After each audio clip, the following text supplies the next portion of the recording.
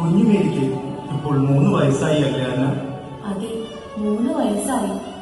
ദേവാലയത്തിൽ സമർപ്പിക്കണം എന്ന നമ്മുടെ തീരുമാനം പ്രാവർത്തികമാക്കുവാനുള്ള സമയമായിരിക്കുന്നു. അതെ, ഞാൻ ഓർക്കുന്നു. ദൈവം നൽകിയത് ദൈവത്തിന് നൽകാൻ സമയമായിരിക്കുന്നു.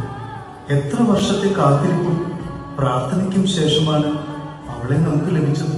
വളരെ ചുരുങ്ങിയ വർഷത്തിന് ശേഷം അവളെ തിരിച്ചേൽപ്പിക്കേണ്ടി വരുന്നു. അവളുടെ വിയോഗം ഒരു സങ്കടത്തിന്റെ തീക്കനൽ തന്നെ ആയിരിക്കും.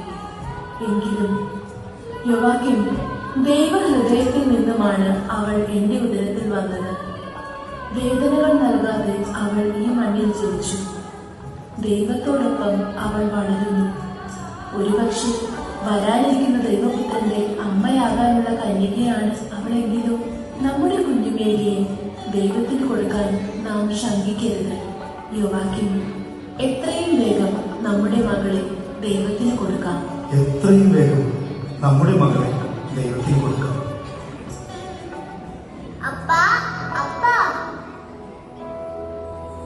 നിങ്ങൾ രണ്ടുപേരും എന്തിനെ കുറിച്ചാണ് സംസാരിക്കുന്നത്?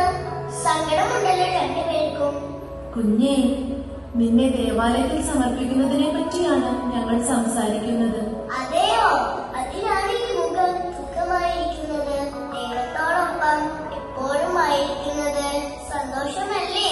ദൈവിക കാര്യങ്ങളിൽ കൂടുതൽ ഇടപെട്ട് എനിക്ക് വളരാമല്ലോ.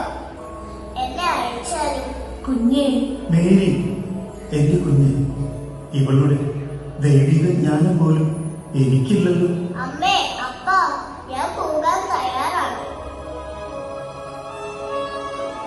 ദൈവമേ, ഞങ്ങൾ അങ്ങേ ആശ്രയിക്കുന്നു.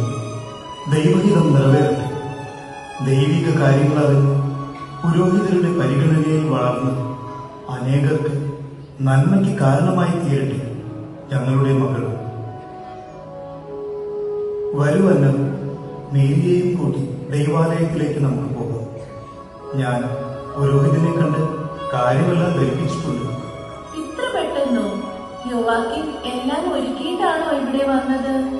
നിയമപ്രകാരമുള്ള എഴുത്തുകുത്തുകൾക്ക് ശേഷം ദേവാലയത്തിൽ സമർപ്പിക്കണമെന്നാണ് പുരോഹിതൻ പറഞ്ഞത്.